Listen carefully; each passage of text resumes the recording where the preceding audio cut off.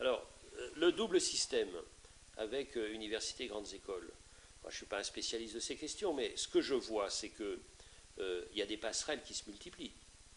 Il y a des passerelles qui se multiplient entre des universités qui peuvent après entrer dans les grandes écoles, et puis les grandes écoles qui ont envie de faire des universités parce que l'offre est plus diverse.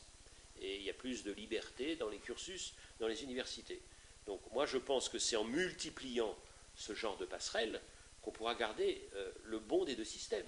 Si vous imaginez qu'il y a des universités en pôle, ce qui est en train de se créer là, parce qu'avec les pôles, les grands pôles qui sont en train de se mettre en œuvre, vous avez à la fois des universités et des grandes écoles. Elles seront ensemble, dans des pôles.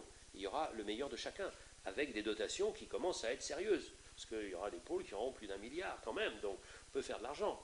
Donc dans ce lien-là entre les deux, on va pas, enfin, ce sera irresponsable de fermer les grandes écoles. On réfléchit au prépa. Moi, je sais que j'ai fait une seule année de prépa en Hippocagne, et puis j'ai fait autre chose de l'économie, mais c'est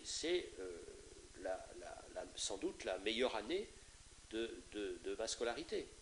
Si je revois maintenant, dans cette vie déjà longue, diverse, intéressante, etc., les années où j'ai vraiment appris des choses, c'est au fond, un, dans l'année d'Hippocagne, donc en prépa, deux, dans les recherches à la fois à Paris 1, où il y avait un bon groupe de recherche en économie monétaire, et puis à la London School of Economics après, et après, quand j'ai été membre pendant longtemps, trop longtemps, de cabinet ministériel ou présidentiel, où j'ai appris la méthode, la rapidité, la capacité à travailler, la synthèse, etc. Il fallait aller vite. Donc moi j'aime bien quand c'est mélangé. Vous voyez, il y a des gens qui disent fermons les grandes écoles, c'est irresponsable.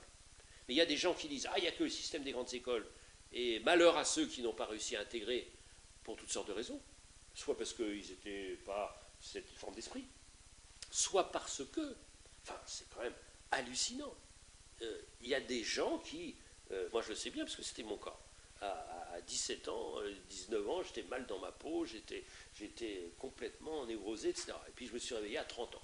Donc à 30 ans, j'ai commencé à devenir vraiment intelligent.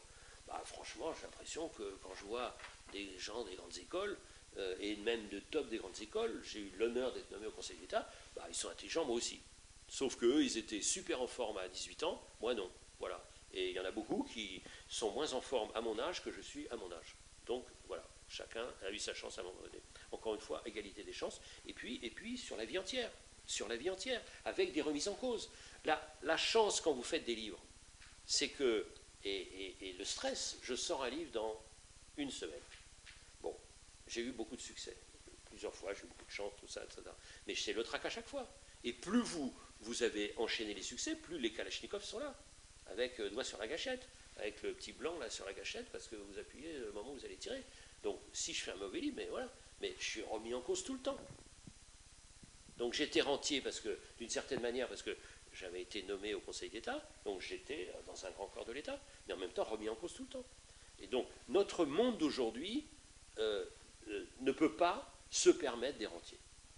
Vraiment. Et moi, c'est alors on déborde de la question éducative, mais les questions de fiscalité, franchement, quand je vois que la fiscalité sur la rente et le tiers de la fiscalité sur le travail, alors moi je veux dire, on marche sur la tête.